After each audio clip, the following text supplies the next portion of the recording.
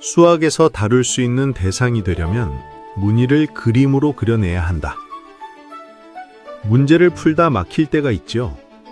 그때 우리를 괴롭히는 건 대개 계산이 아닙니다. 도대체 무엇과 무엇이 연결돼 있다는 걸까? 실마리는 어디에 숨어 있을까? 이 질문은 일상적인 문제 앞에서도 수천 년 동안 이어진 수학의 역사 속에서도 같은 모습으로 반복되어 왔습니다. 막힘의 이유는 늘 비슷했으니까요. 계산이 아니라 관계였습니다.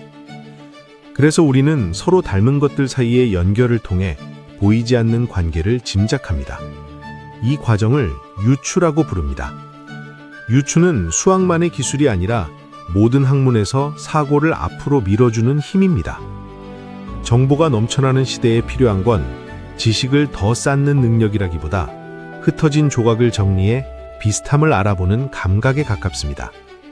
그 감각이 켜지는 순간 사고가 한번 튀어오르거든요. 이 연결이 바로 창의적 사고가 시작되는 지점입니다. 그런데 유추는 마음 먹는다고 바로 되지 않습니다. 많이 보고 많이 듣고 이곳저곳을 다녀본 사람일수록 유추가 더 자연스럽게 일어나죠.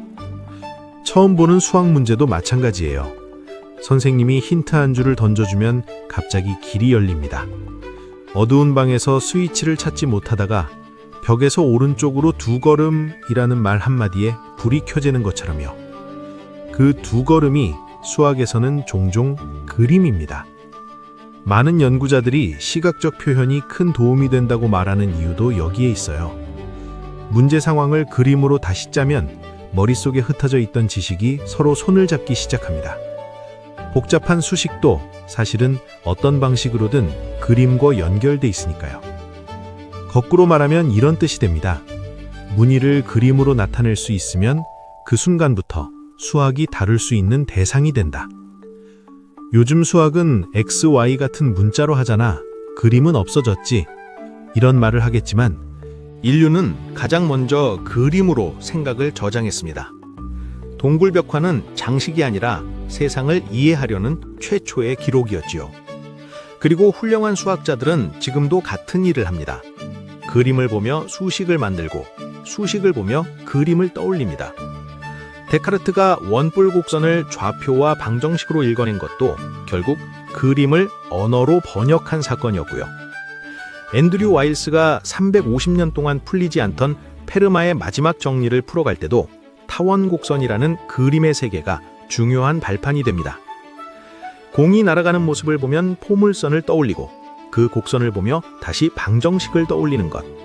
그림과 수식을 오가며 번역하는 일. 이 왕복이 수학의 호흡입니다. 그림은 단순히 보기 좋게 그리는 기술이 아닙니다. 자연의 현상과 무늬를 수학의 무대로 옮겨오는 과정이에요. 눈앞의 복잡함을 관계로 바꾸는 가장 빠른 통로이기도 하고요. 예를 들어 기하학은 점, 선, 면을 그리며 성질을 찾아냅니다. 함수는 원인과 결과를 그래프로 세워보고 그 그래프에 맞는 식을 찾아가죠. 집합은 벤 다이어그램 하나만 그려도 포함, 교집합, 합집합이 한눈에 정리됩니다. 도로망을 선으로 단순화하면 최단 경로나 한붓 그리기 같은 문제가 튀어나오고 인공지능의 복잡한 연결 구조도 결국은 그래프라는 그림으로 읽힙니다. 그리고 눈에 보이는 것만 그릴 수 있는 게 아닙니다. 소리는 파동으로, 냄새는 분자 구조로, 전자기파는 진동과 주파수의 그림으로 바꿔 그릴 수 있어요.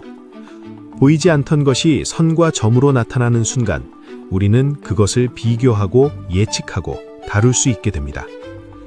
생각해보면 삶도 비슷하지요.